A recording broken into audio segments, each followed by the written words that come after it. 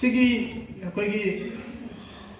ममिंग सिदा दुम लेगे अखोगी inter district youth exchange programme यामना नुंगाइबा अखोइना छात्र ओइरिंग दे सुकुजु याम यावरे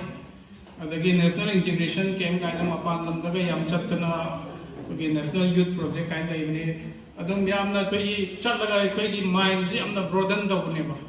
अइना नखोइदा हाइनिंग इजदुनी सिगी तौरिबा यूथ एक्सचेंज प्रोग्राम सिगी काना बजे फुल लौबी हो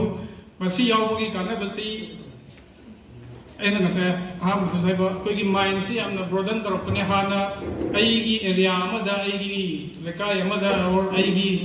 district amada leiramdagi atopa district sida leiriba kambu siga pullaga magi chatna bi sabagi adagi culture gi waigara tongan ba mayam ama laaga aikoisi ultimately koi new ibang actri na dra ai sida pu sida keno torwani masigi inter exchange program na ikoi da leinaram da bhab ta da gyan ta da me amoso dagi wrongly khalam ba kyam am jo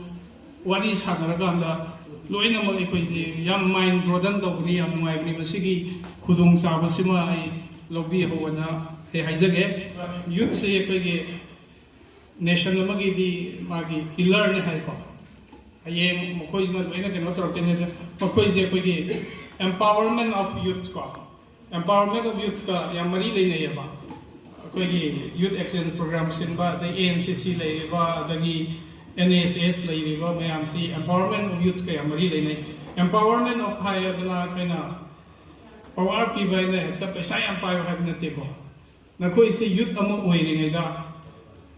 nang si mangi knowledge adagi nang outlook mayam ji ta se nang ji youth tagi haying stage develop pa kanda aikoigi yamna confident oisabana sagi ko aikoigi ithanda irom dom lepsabang namnaba thabak tawgiba tawdaba pisa paiba paida rudra mani nangi confident laina ba mi emo oirakna ba honna bada yamna maru oi baidi program ne na loe na koi sina hayeng tungi yumbreng rakadai ai yana haining base na koi da please never forget your roots ko ai kadai dagi hora ko noise hayeng waibo aina officer kana oigi gera राजनीति होगी मंत्री होगी आई कदाई दे हौरके अदगी आई कनाना मतेंग पांगबीरे आई मरुप कना होइसे सी खंगदोप याम नुनि सी खंगदोप याम दरकार ताबनि को आई की step खुदिंगी मखा दे लेरम सुम लंथर म चक्रगदी नंग मतोन योरागा सु हेन तारक ब मतम दे नंग ओपी नब लेवे बदुना नंगी रूट सिम सुंकाव कावबी दनु अदुगा society amada ai se thokramnena you please do something for the society ko mayam sigi oiba kari to bo yage du yenga ai gi level da ngamjaba ai gi contribution for the piram si aduga huziki youth sin se ikoina sum ubada loina mokina te aya mana ikoi se yam juna paisa pai ninge hetta paisa je kudak ta ije pai da ya de mi imana ba paisa pai ba ura ba ije ngasi kudak ta paisa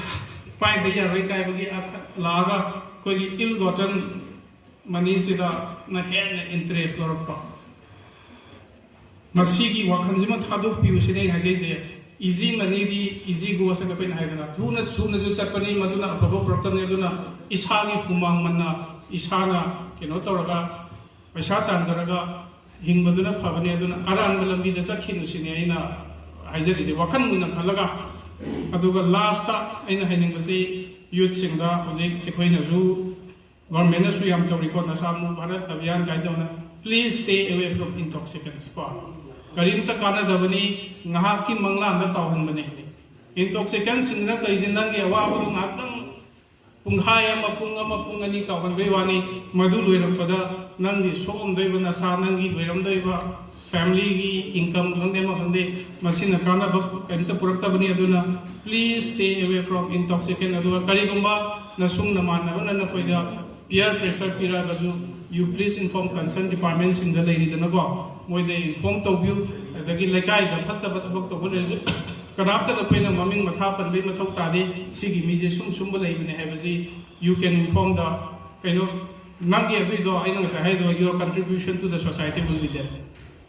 hatta ma ai area do da sagalaga ai lekai do ai kenodu pura mang dei saru nangna tongana tumina paw pi horaga if you can save it nangi society do nangi area do nang save to dei ne ko